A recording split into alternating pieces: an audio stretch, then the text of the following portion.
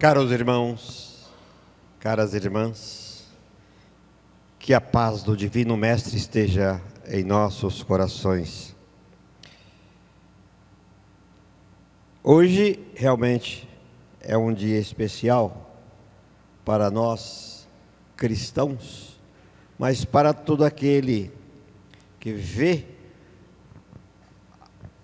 a pessoa e o Espírito chamado Jesus como símbolo da redenção humana.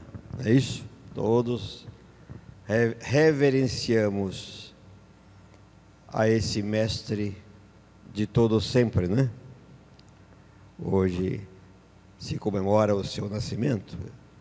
Então esse título que nos foi dado realmente é muito justo no dia de hoje. Mas para todos nós, particularmente a cada um, quem é Jesus para você? Esta reflexão é importante porque nos coloca perante o Mestre com aquele sentimento que expressamos quando respondemos a pergunta: quem é Jesus para mim? É algo fundamental para quem estuda a doutrina. Na verdade, para todo cristão, quem é Jesus? Nós temos muita dificuldade de responder isso. De responder a essa pergunta: quem é Jesus? Mas vamos tecer alguns comentários sobre esta figura enigmática e que cada um de nós possamos refletir sobre isso e responder lá no coração, lá no sentimento profundo mesmo. Não é com apenas palavras, não é como alguém me disse ou eu li nos livros. Não, é o sentimento mesmo, o nosso sentimento, lá no íntimo, sem buscar na literatura, sem buscar na palavra de quem faz um discurso sobre Jesus. Não, é lá no íntimo mesmo. É como se você estivesse frente a frente com ele e respondesse para ele: Jesus, para mim o Senhor é isto. Aí, é com esse sentimento que devemos ir mais tarde fazer a chamada ceia de Natal. É com esse sentimento que iremos mais tarde, daqui a pouco, cumprimentar as pessoas que estão à nossa volta. Mas lembrando com muito amor e muito sentimento aquilo que acabaram de ver aí, Natal de Sabina. Sabina, quem é Sabina? Sabina é qualquer próximo que está junto de nós, qualquer um. Seja rico, seja pobre, seja preto ou seja branco, seja qualquer coisa que seja a pessoa. É um próximo. É esse sentimento que Jesus nos pediu há 2000 anos que movimentássemos em nós mesmos. Mas vejamos aí. Primeiro vamos ver Jesus, o homem Jesus. Somente as religiões, ou seja, somente a religião cristã é que afirma que Jesus existiu há 2000 anos. A ciência não encontrou nenhum vestígio. As outras religiões apenas lembra de Jesus por causa dos cristãos. Então, Jesus é um homem enigmático. Ele existiu? Para nós é uma certeza absoluta que ele esteve aqui entre nós. É uma certeza absoluta. Mas a ciência ignora esse fato porque não descobriu nenhum vestígio que prova a existência dele. Fala-se que existe um pergaminho escrito por Públio Lentulus, que descreve um homem que chamava-se Jesus. Mas também esse pergaminho, a ciência tem a dúvida sobre isso. Então vamos ficar com o sentimento que nós temos sobre Jesus. O homem Jesus, quem é? Para nós, cristãos, é um homem que nasceu em Belém, filho de Jesus e de Maria. Maria, uma donzela de 14 ou 15 anos no máximo, quando se casou com José.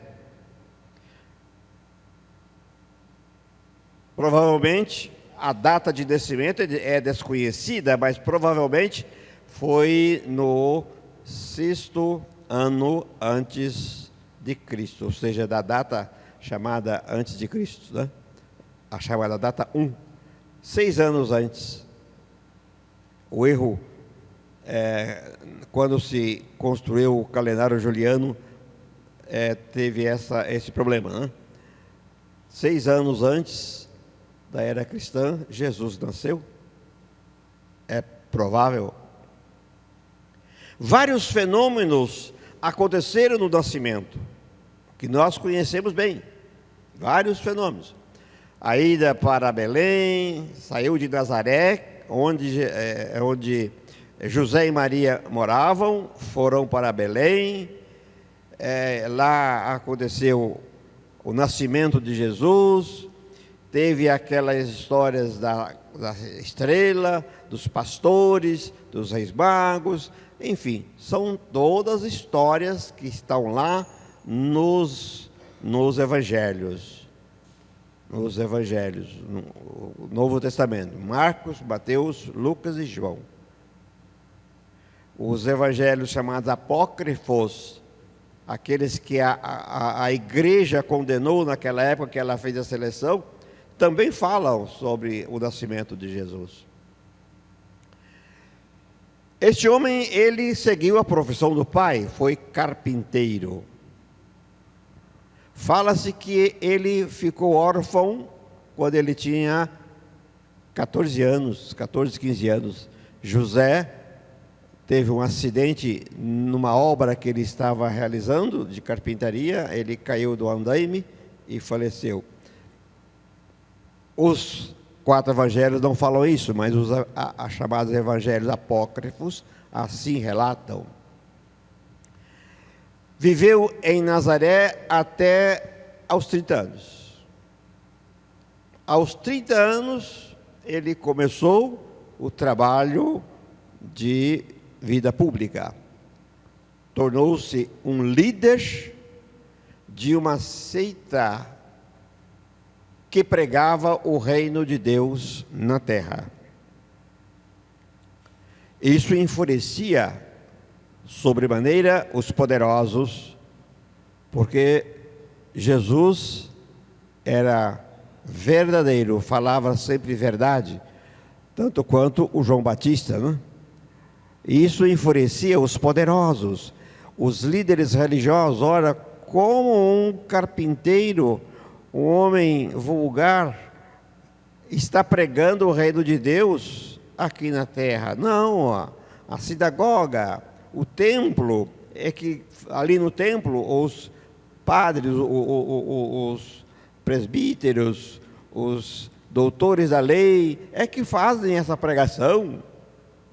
Mas Jesus, durante 3 anos, enfrentou com muita galhardia os poderosos da época. E por isso, por causa desta intriga religiosa e política, ele foi condenado à morte por crucificação. Mas seus ensinos formaram a base daquilo que chamamos de religiões cristãs que nós conhecemos hoje. Ensino que percorreu e atravessou os séculos e ainda continua firme, mas que tem ainda muita coisa a ser compreendida na pregação, nos ensinos que ele nos deixou.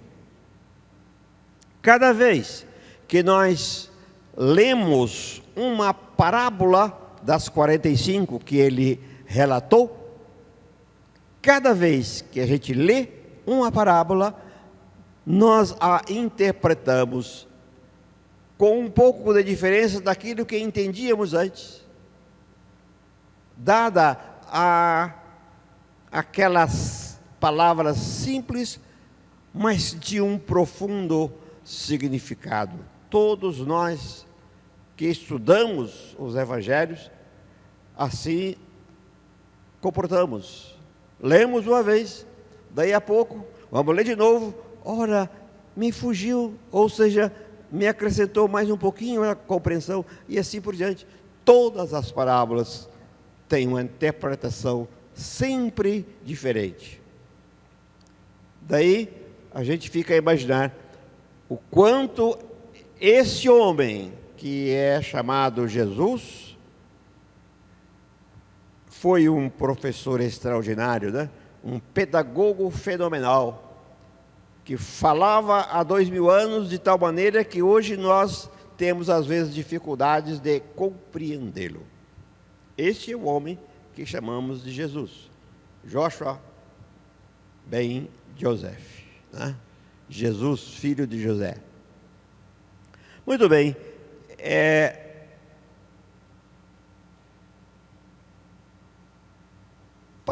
panoramicamente vemos o homem Jesus, mas na história dos judeus, quem era Jesus? Era o Messias, assim falam e relatam os sábios. Messias era um profeta esperado pelos judeus desde Moisés.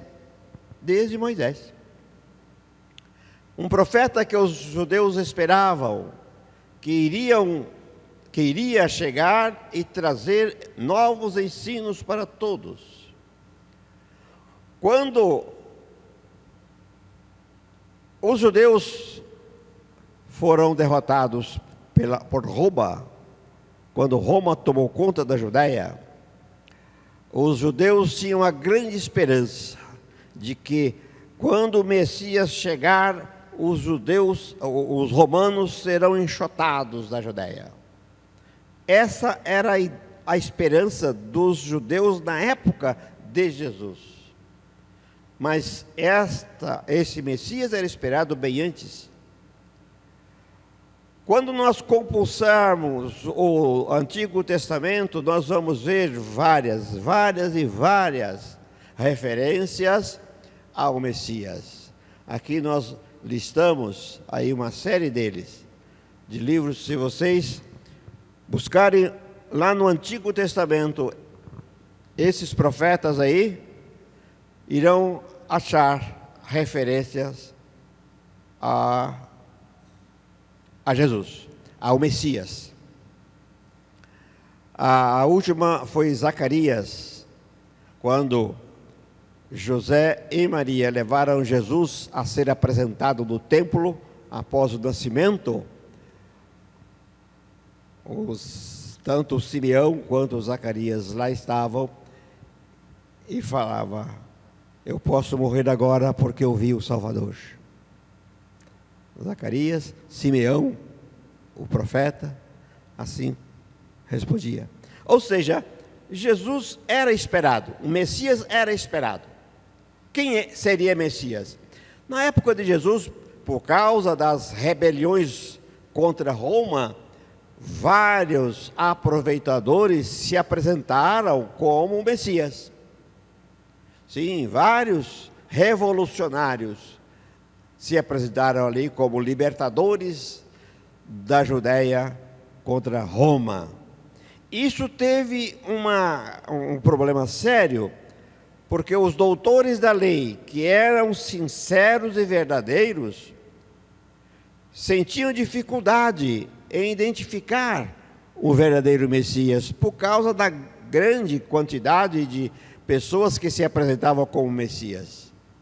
Por isso, quando Jesus realmente começou o seu trabalho público, os doutores da lei, poucos deles é que compreenderam, por todos os sinais, que aquele que estava ali realmente era Messias. Era o Messias. Poucos deles. Lá no Sinédrio tinha um que defendia mesmo, o Gamaliel, defendia que aquele homem ali que o Sinédrio condenava, ele era o Messias. Nicodemos também. Enfim, poucos, por causa da dificuldade em separar o joio do trigo na época, né? Joio do trigo.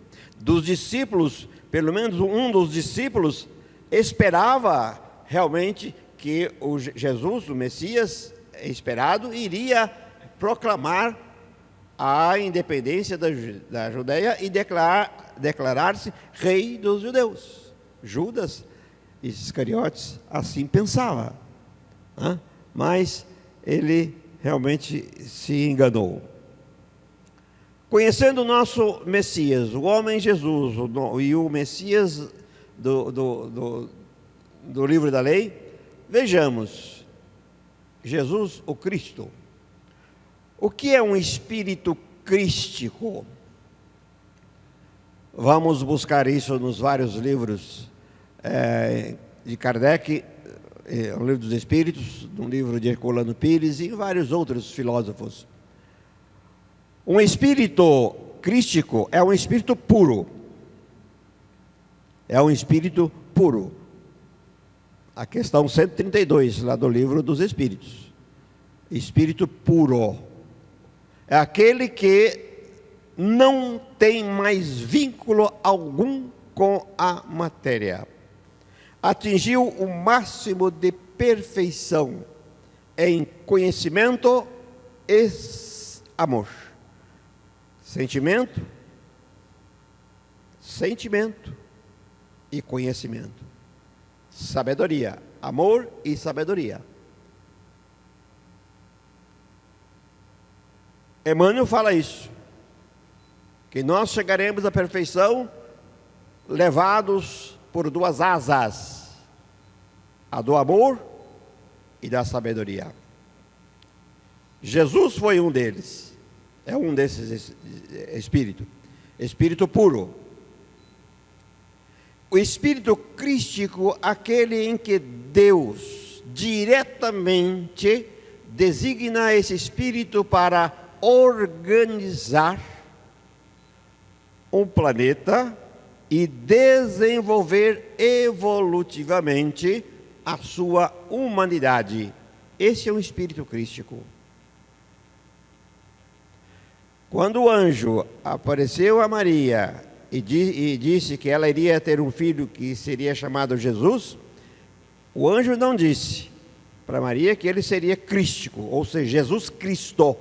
Não disse. Apenas os estudiosos da doutrina afirmam que Jesus, ou seja, da religiosidade, afirmam Jesus o Cristo. Veio o nome depois da sua morte. Então, espírito crístico, um espírito puro que recebe diretamente de Deus a incumbência de organizar e promover a evolução do planeta com sua humanidade. Este é Jesus, o único espírito puro com essa característica, com esse dístico crístico que comanda a Terra. Então vejamos, este espírito, Jesus, é o espírito mais perfeito que já habitou a Terra, como está escrito lá na questão 625 de O Livro dos Espíritos. É uma questão interessante. Kardec pergunta qual é o mais perfeito espírito da Terra, que passou pela Terra. A resposta foi curta: Jesus. simplesmente Jesus. É o modelo da perfeição. É o modelo que precisamos buscar em nossa caminhada para nos tornarmos espíritos puros. Vai demorar, mas nós não temos pressa, né? Vai demorar. Vamos chegar lá. Quando isso acontecer, não sabemos. Mas vamos chegar lá. Todo espírito vai chegar a essa condição de espírito puro em uma determinada época. Agora, se seremos Cristo ou não, isso ainda é com Deus. Mas a nossa tarefa, o nosso objetivo, quando Deus nos criou como princípio inteligente, colocou lá dentro desse espírito inteligente essa trajetória, esse objetivo, para se tornar. Vai se tornar um espírito puro. Quando? É problema seu. É você que tem que fazer isso. Não é a Deus nem os outros espíritos. Somos nós. Nós vamos caminhar por nossas pernas. Nós vamos caminhar com nossas pernas até chegar lá. Vamos caminhar com o nosso caminhado. Cristo, como ele recebeu de Deus essa incumbência de organizar um planeta, ele organizou realmente. Em uma determinada área de um espaço dominado magneticamente pelo Sol, pela estrela que chamamos de Sol, em uma determinada parte desta estrela, dessa área da estrela, Jesus começou a organizar o planeta Terra. A força monumental de seu pensamento é que fez isso. Como diz André Luiz, lá no capítulo 1 do livro Evolução de Dois Mundos e do livro A Caminho da Luz. Jesus, com o seu poderoso influxo mental, em uma determinada área da estrela chamada, que nós chamamos de Sol, organizou ali a Terra. Certamente fazendo com que houvesse aglomeração do material esparso, né? Mas aconteceu. Claro, ele não trabalhou sozinho. Quando foi designado para isso, ele aglutinou em torno de si espíritos que tinha capacidade para auxiliá-lo. São os chamados ministros de Jesus. Lá no livro Evolução de Dois Mundos, André Luiz fala sobre isso. Então ele criou o planeta Terra há 4,65 bilhões de anos. Agora vocês já imaginaram? Há 4,65 bilhões de anos, Jesus já era um espírito capaz de fazer movimentação das coisas cósmicas, da poeira cósmica, para formar um planeta. Há 4,6 bilhões de anos. Então veja,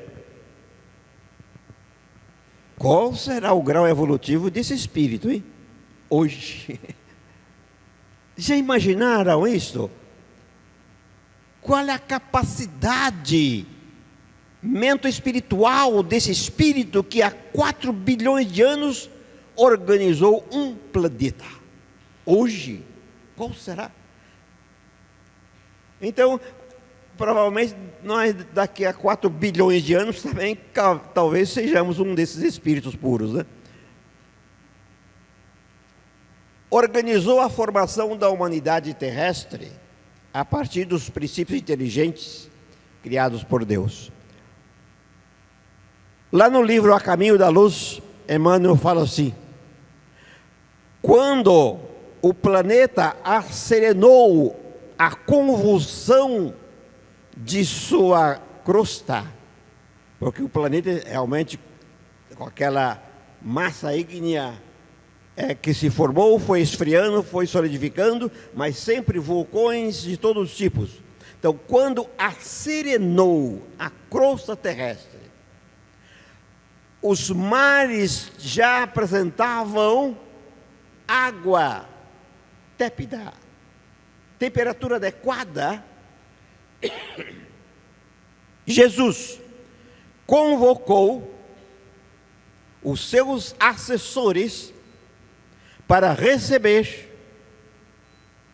os princípios inteligentes que iriam, dali para frente, fixar-se no planeta nascente. Está lá no livro A Caminho da Luz. E ainda fala: viu-se vindo das esferas cósmicas superiores descer sobre o planeta uma nuvem esbranquiçada que envolveu todo o globo. Então, os princípios inteligentes criados por Deus foram entregues a Jesus, certamente por emissários divinos ou pelo próprio Deus, não sabemos, isso aí foge à nossa capacidade de raciocínio, mas Jesus recebeu estes princípios inteligentes e começou a organizar a sua evolução. Foi nessa época que surgiu para a ciência a vida no planeta. A ciência já detectou nas camadas geológicas bactérias ou princípios bacterianos que têm essa idade. Na verdade, a idade de 3 bilhões e 700 milhões de anos. Então, para a Terra se tornar habitável, ela gastou mais de 1 bilhão de anos para ela se tornar habitável. Fixados os princípios inteligentes do planeta, começou a desenvolver a vida. Vírus, bactérias, protozoários, amebas e assim por diante. Algas. Aí começou a vida planetária. Esta vida sempre sob o comando de Jesus. Sobre o comando de Jesus. E com um grande número, por certo, de assessores, fizeram de tal maneira a ação sobre os seres vivos, que foram se diferenciando um do outro. A ciência hoje já mostra isso com clareza, como houveram as diferenciações das espécies, dos seres viventes, para se constituir essa gama imensa de seres vivos que habitam o nosso planeta. O governador assim determinou. Os cientistas que o assessoraram conheciam profundamente a genética para isso realizar. Conheciam profundamente como fazer essas transformações, que hoje chamamos de mutações, ou então efeitos epigenéticos, para fazer mudanças em um ser vivo de acordo com o ambiente onde ele se encontra. A ciência hoje conhece com o nome de epigenética isso aí. Portanto, Jesus, como governador, ele assim proclamou ou promoveu a nossa evolução. Até que chegou um momento em que ele realmente promoveu a transformação do espírito que habitava o animal, para que ele tivesse uma evolução mais rápida e adquirisse raciocínio. Quando isso aconteceu, aí deixamos de ser espírito animal e passamos a ser chamados espíritos humanos. Somos nós hoje. Somos nós hoje. Somos nós que evoluímos daqueles princípios que há tantos anos atrás, bilhões de anos, Jesus recebeu. Mas nessa evolução, também outros espíritos já na forma humana, Jesus recebeu, para que pudesse evoluir, atingindo a condição de espíritos bons. Nós conhecemos uma história dessa, aos chamados exilados de Capela. Mas não foram só os capelinos que vieram para cá. Jesus recebeu espíritos que ainda amargavam a condição de espíritos maus, espíritos inferiores, recebeu espíritos para transformá-los em espíritos bons na humanidade terrestre. Nós, a humanidade terrestre, é uma mescla de vários espíritos vindos de outros planetas, não só de Capela, e não só daqui. Então, a nossa humanidade é constituída dos chamados espíritos autóctones e espíritos que vieram de outros planetas. Autóctones são aqueles originários daqui, desde o começo, desde aquele princípio inteligente que aqui chegou e que chegou até nossa condição de espíritos humanos. Quem são eles? Não sabemos. Será que eu sou um autóctone? Será que eu sou um exilado? Será que eu sou de outra época? Ninguém, a não ser Jesus e seus assessores, assim, tem condições de descobrir. Então, recebeu espíritos inferiores vindos de outros planetas para torná-los espíritos bons. Frequentemente, ele enviava ao planeta para reencarnar seus emissários, para levar a informação ou roteiro de acordo com a época, para tornar esses espíritos melhores. Então, os chamados profetas foram esses enviados que Jesus mandou, cada um na sua época, com a condição adequada da evolução de cada um, para compreensão do princípio inteligente, para compreensão do princípio humano, tanto das religiões dos judeus, quanto fora dessas religiões. Por exemplo, Confúcio, que viveu 500 anos antes de Cristo, lá na China, era um desses emissários. Quando você lê a filosofia de Confúcio e compara com a filosofia cristã, a gente não consegue diferenciar. Palavras são palavras ditas com outras palavras, mas o significado é o mesmo. Sócrates, também 300, 400 anos antes de Cristo, foi um desses emissários que foi enviado para levar o conhecimento da nossa trajetória, ou seja, os meios de evolução para isso. Então, a filosofia terrestre está cheia de espírito desse jaez. Então, não foi somente os profetas da Bíblia que trouxeram conhecimentos evolutivos para a raça humana. Foram inúmeros espíritos assim chegaram. Eram os emissários de Jesus.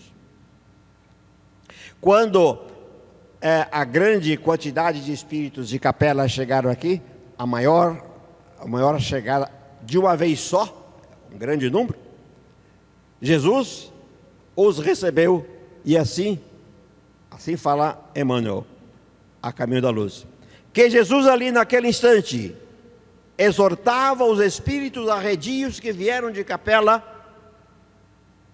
para a sua transformação moral, a sua reforma íntima. Ele falou: eu irei pessoalmente levar a vocês a palavra de Deus, o roteiro seguro para a evolução. E assim realmente aconteceu.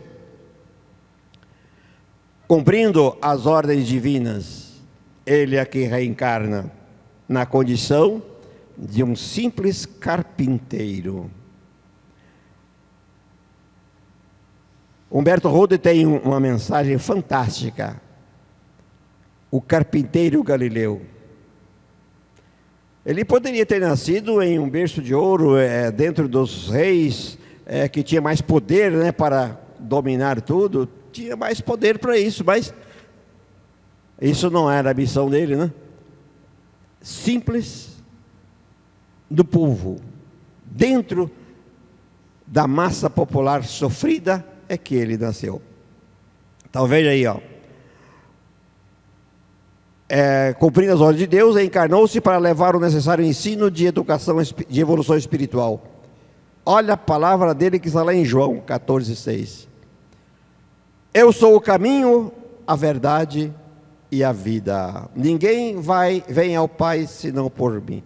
Eu sou o caminho, quer dizer, o que eu ensino para vocês é o caminho que tem que percorrer para evoluir. Aquilo que eu estou falando é uma verdade universal, cósmica, que é espalhada por todos os planetas do universo. A verdade. Ou seja, aquilo que ele falou é uma verdade absoluta. E quem segue essa verdade, cobre-se de vida eterna. Caminho, verdade e vida. Ninguém vai a Deus, ninguém chega até Deus se não seguir esse caminho, ninguém. Palavra de Jesus. A missão de Jesus Cristo é levar a humanidade terrestre à condição de, no mínimo, bons espíritos. É o que estamos hoje tentando chegar, né? Sair de um planeta de provas e expiações e se tornar um planeta de regeneração, é o que está acontecendo. Aliás, os espíritos já falaram isso.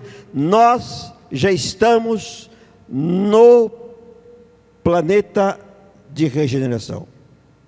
Nós já estamos no planeta de regeneração. Aqueles espíritos que ainda mitigam no mal, ainda vêm desse período provas e expiações. São espíritos que vai desencarnar e não vai mais voltar para cá. Não vai voltar para o planeta Terra porque não fizeram a sua transformação.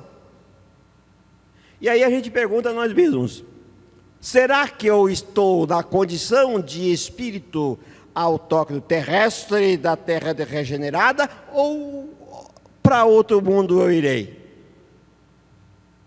E aí? Eu vou receber o cartãozinho de residente da Terra? Como é que vai ser isso? Daqui a pouco eu estou desencarnando. Eu vou chegar do outro lado e falar assim: meus queridos mentores, eu tenho o cartãozinho de permanência ou não tenho? Vamos todos nós procurar isso. Como é que é o critério? Como é que é o critério que será adotado? Mas nós sabemos qual é o critério, sim. Pela quantidade de bondade, de bem que fizermos aos outros, não a nós só. Não a nós. Benevolência para com todos é a condição que nós temos que fazer. É a condição que temos que buscar. E ninguém faz isso por nós, somos nós mesmos. Então, o conteúdo dos ensinos de Jesus, realmente, ao longo dos anos, desde que ele assim passou aqui, observar, Jesus não escreveu nada, a não ser aquela passagem que ele escreveu no chão, né, quando ele estava, eles estavam julgando aquela mulher adúltera. Jesus não escreveu doutrina nenhuma, evangelho nenhum, são os seus apóstolos que o fizeram, né? Os apóstolos que o fizeram. Mas esse ensino que, cunhado pelos apóstolos, refundiu todas as filosofias. O que é isso? Modificou, influenciou todas as filosofias, cristãs e não cristãs. Aclarou o caminho das ciências e já teria irmanado todas as religiões da terra o objetivo final será esse: juntar todas as religiões juntas, todas juntas. Se a impiedade dos homens não fizesse valer o peso da iniquidade na balança da redenção. Nós é que estamos impedindo isso pela ação de nossas inferioridades. Veja, o objetivo será formar uma única religião. Qual vai ser? Não sabemos. Todas terão um único objetivo: promover a evolução do ser humano. Essa é a nossa tarefa de todos nós. Portanto, minha gente, reflita nisso. Quem é Jesus para você? Responda para você, não responda para o vizinho, para sua esposa, para o seu esposo, para sua irmã, seu pai, não para ninguém. Responda para você mesmo lá na sua consciência íntima. Quem é Jesus para você? Ok? Aproveitemos as vibrações sublimes do Natal para refletirmos o que seja o reino de Deus em nós. O que é o reino de Deus em nós? 2000 anos Jesus vem refletindo isso. Sejamos, pois, os filhos de Deus que Jesus espera que nos tornamos, vivenciando os seus ensinos, não apenas os conhecendo. Conhecer não resolve o problema, não. O problema é resolvido com a vivência dos ensinos de Jesus. Meus caros irmãos e irmãs, Feliz Natal a todos e próspero Ano Novo. Que Jesus nos abençoe.